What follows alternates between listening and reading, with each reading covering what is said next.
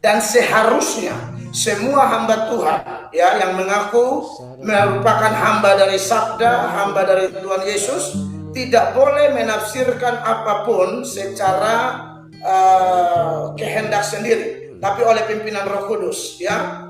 Dan kalau memang penafsiran itu adalah dari Roh Kudus, maka Roh Kudus tidak pernah bertentangan dengan kitab suci. Karena Roh Kuduslah yang menginspirasi kurang lebih 40 penulis Alkitab dari Kejadian sampai Wahyu. Dalam konteks Protestan ada 39 di PL, ada 27 di PB.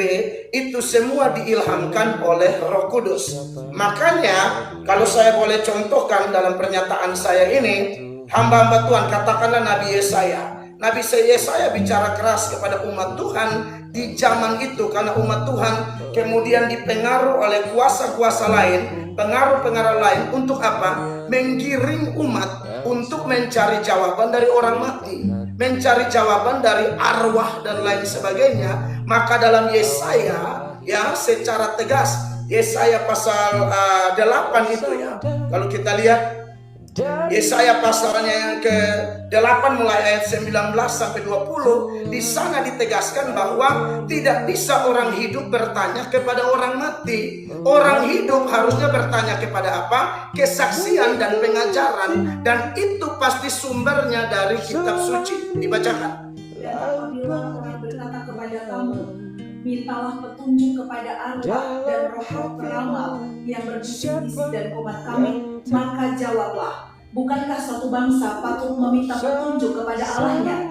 Atau haruskah mereka meminta petunjuk kepada orang-orang mati bagi orang-orang hidup? Carilah pengajaran dan kesaksian. Siapa yang tidak berbicara sesuai dengan perkataan itu, maka baginya tidak terbit fajar.